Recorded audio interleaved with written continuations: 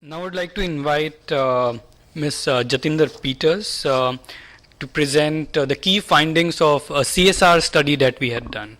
And while Rashmi was giving a context on the women's empowerment principles, the interesting fact about WEPS is that it covers all gender-related issues within the workplace, in the community, in the marketplace. So that's why we have done two studies, one primarily focusing on practices, policies in the workplace, and the other one focusing on what CSR work, what community work companies have been doing, and how it is impacting women and girls.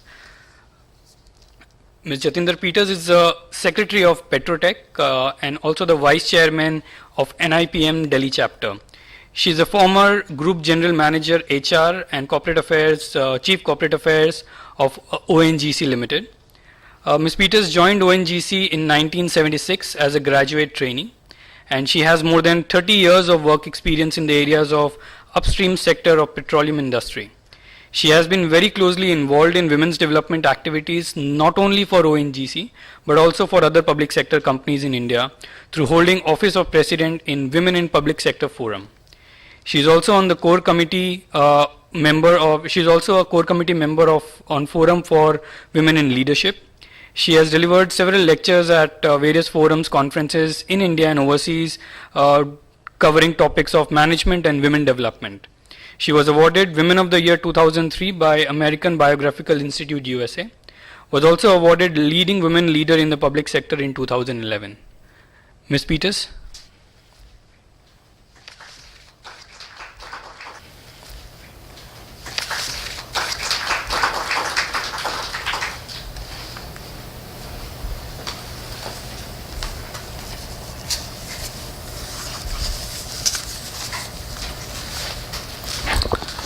Thanks, Namit. Dear Dr. Bhaskar Chatterjee, DG IICA, members of CARE India, invitees, ladies and gentlemen, a wonderful morning and a warm welcome to all of you at this function to discuss the gender equity and how we can empower women in all spheres of life, as mentioned by Rashmi, corporate world, as well as the social sector. Because after all, they hold up half the sky. At the outset, I'd like to also thank CARE India for initiating me into this venture, giving me this opportunity for being a part of this exploratory study on mapping these spaces within Indian PSUs to empower women and girls within and outside, both considering all the WEPs, the structured organization as well as the social sector. To bring about a positive change to this 50% of the population. I'd also like to express my gratitude to Dr. Bhaskar Chatterjee for all his support, writing the foreword to the report, being present to release it, and notwithstanding that he has an important board meeting of his institute today. Actually, I think it would not be wrong to say that he is the architect of initiating this change. Although PSCs have been engaged in carrying out socio-economic development in and around their areas of work for a long time, but Dr. Chatterjee in his earlier avatar was responsible as Secretary DP for making it mandatory, especially for profit-making PSUs, to earmark a certain percentage of their profit towards CSR. DP also brought about the standards, guidelines, and practices which made CSR an even more important part of the PSC lexicon.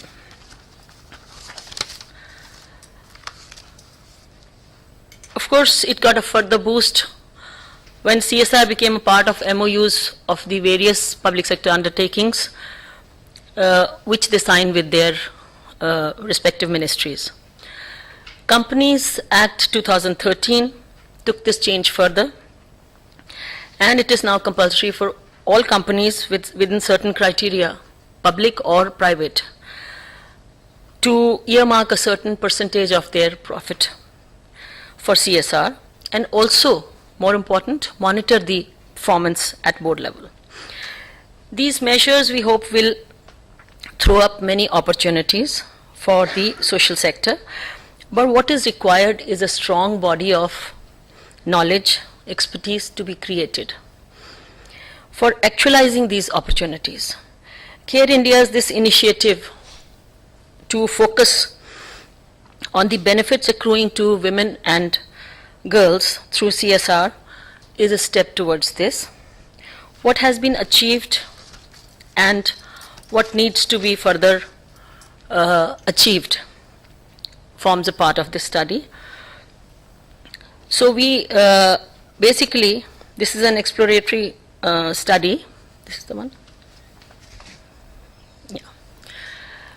This is an exploratory study, and why we undertook it is to hear the voices of the industry and try and look for the solutions so that full benefits of these policies can accrue. Now with the pie getting bigger, with the private sector also joining in. So this was the thing we wanted to study. Hopefully further work based on this study will create a bridge between NGO sector and the corporate world and forge a better understanding. So we wanted to focus on the women's empowerment within the workplace as well as outside. And within the workplace, of course, the companies are doing through their policies and all, but outside the workspace, more focus comes through the CSR. This is again the components of the project, just as explained by Rashmi: research, awareness, and facilitation. Now, when we spoke to the senior management, we spoke to the board level, as well as we spoke to the people involved in the CSR, implementing the CSR projects. So we found, after speaking to them, that most of the, at least the public sector undertakings which we had spoken to, they, for them the key CSR focus areas were education, sponsorship, economic empowerment, income generation, skill building, vocational training, self-employment, handicrafts, etc. Health, hygiene, sanitation, female feticide, girl child. So as you can see that girl child and women get built into most of the CSR focus areas, whether it is health, hygiene, sanitation, whether it is the economic empowerment, or whether it is the education, sponsorship. Most of the places the focus has been on the women and the girl child. Also, what emerged as the key stakeholders, as I said, women employees, spouses, contract labor. You see, till some time back, the contract labor was not that much in the focus. And today, companies like ONGC have also set up a trust for the contract labor, as well as the dependents of the contract labor. So there also women get a part of the pie. Then communities in the project area, PDPs, project displaced persons, women in the project areas, economically weaker sections, especially SC/ST communities. Also the supply chain, buyer, customer, most companies have not been able to engage them through CSR, but this is now coming out to be a focus area also. And children, again, in the children also the girl child gets a focus, because that is the neglected sector. And another area which we found people were wanting to work on was for CSR, senior citizens in the, or the retired employees. Now, some of the viewpoints we heard were that systems pertaining to CSR are still in the early evolutionary stage in India. It is difficult to ascertain the impact of CSR on the women and girls. See, it is very, very easy to see impact assessment of the infrastructural projects, because concrete objectives are there and they are met. But in the social sector development, it is a little difficult. That is why the interest moves a little bit more towards the milestone projects, because then you are able to show the impact assessment. So it is difficult to to study the impact of CSR on women and girl child. Large, invisible, underpaid women in the agriculture work needs attention, because contract labor gets looked at, urban sector gets looked at, but agriculture sector women are in the drastic need of having looked at. Recruitment of women in the non-traditional, both my previous speakers, they mentioned non-traditional fields of profession is important. In fact, in PSUs, although we are an equal opportunity employer per se, but the number of women, the percentage of women is only about 5 to 10% total women in the public sector undertakings.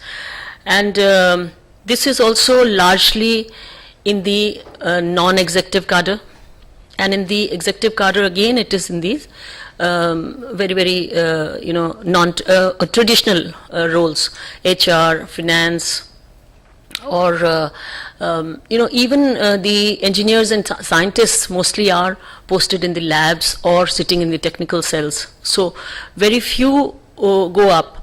I think women are as much responsible for it as are the companies, because over paternalistic attitude of the bosses and women not wanting to move out.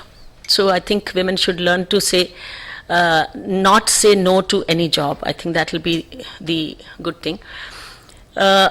We also heard that if girls are helped in the communities, the impact revolutionizes into intergenerational gains, because they say that if you teach a man, you teach one person. If you teach a woman, you teach the family. CSR activities may or may not be expected to bring strategic benefits to the companies, because this is not a sector which they are their core sector. But there is also space and need to look at this as responsible corporate citizens.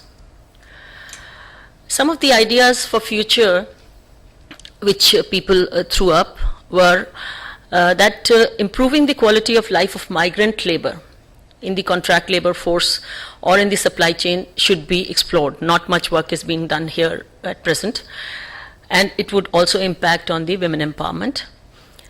Ways of giving women access to new technologies. Shalini mentioned solar energy. What kind of benefits? We can't even think of the kind of benefits it may accrue to them. Participation of women in sports should be encouraged, because this gives you a lot of self-confidence. New opportunities for girls, like from the such background, enrolling them into professional courses in the service industry should be encouraged. In the agriculture sector, soil regeneration should be an area of priority, because this is one sector where women are very, very focused. They know that this is where our bread and butter is going to come from. So this is one area which could be looked at. NGO support can help companies to deal with patriarchy, conducting of trainings, awareness, skill building. Because we do not know, the corporate sector does not know how to approach where there are deep-seated cultural biases.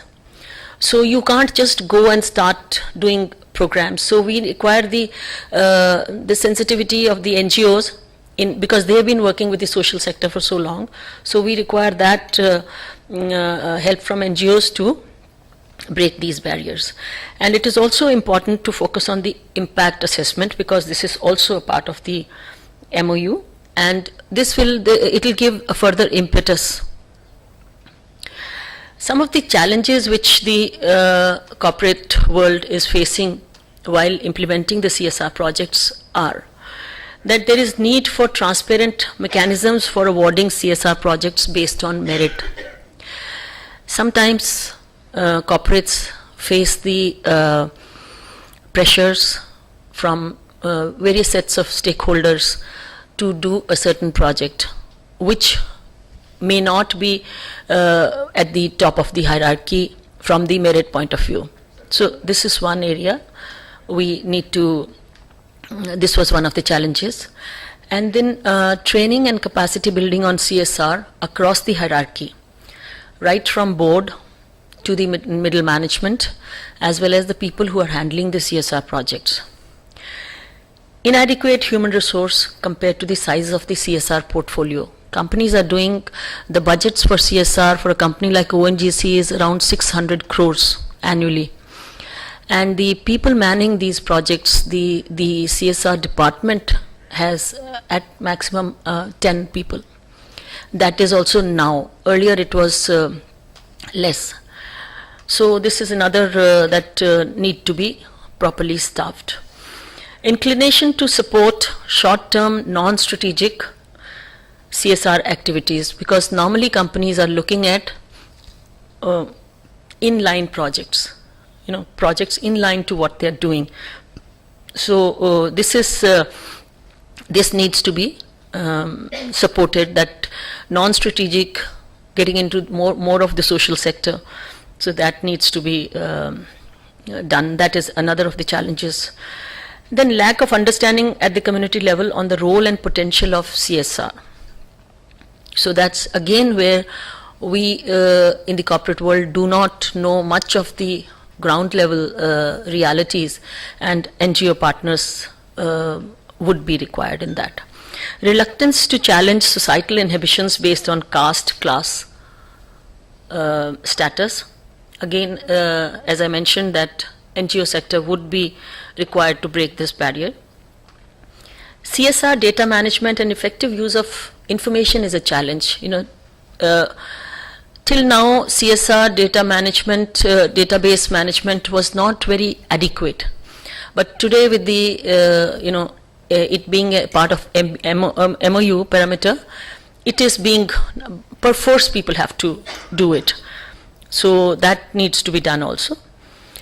And some guidelines and systems for screening of proposals currently in use are too mechanical and restrictive. It is to be a projectized, but sometimes you need to look a little beyond that. You need to put on your social glasses, I think, and then look at a project. So for future, what most of the companies, they are looking forward to are guidance on how to screen prospective NGO partners and to identify the right kind of NGO partners. And I think again here IICA would be coming to, because when we were speaking to Dr. Chatterjee, they are putting up a database of NGOs on their website. They're going to be doing this, and this way the companies would know that these are the screened NGOs. They could be taken as partners. Gender empowerment interventions focusing on women, contract or migrant labor in the informal sector. Again, there's an emphasis on that needs to be done, because a lot of gender empowerment is being done by companies within, but in the outer spaces it needs to be done.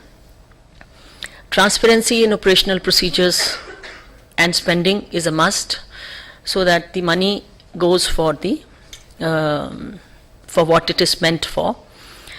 Capacity building is required, and another voice we heard was that CSR should not become just another domain of HR functionaries. It should be open to the professionals from diverse fields, because those are the people who are the face of the company in the field area. Reporting mechanisms for CSR initiative needs to be strengthened to effectively track outcomes, outputs, outcomes, impact for future planning and programming.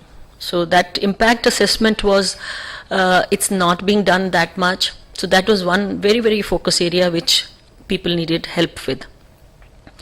To effect any appreciable change in socio-economic environment, long-term and sustained efforts are required. So these projects need to be of the long-term basis, not an annual project. You've done one project and you finish it off. That would not do. Since a number of companies are focusing on similar priority areas such as women's education, health health and mainstreaming, it would create better impact if we bring about it will create better impact and bring about change in social indicators if the companies pool in their resources for a particular sector or for a particular geographical region. It could be done maybe that the companies under one ministry could pool in their resources and work, because otherwise everybody is doing token work in these areas. So I think this would bring about a lot of impact. Some of the these are the participating companies in this exploratory study: Bharat Heavy Engineering Limited, ONGC, Coal India Limited, Indian Oil Corporation Limited, Indian Farmers Fertilizer Cooperative Limited, Steel Authority of India, National Thermal Power Corporation. So with that, I would end this presentation and ask Namit to take it forward. Thank you so much. Thank you, Ms. Peters. Ms. Peters, I would request you to stay with us on the dais for the book launch.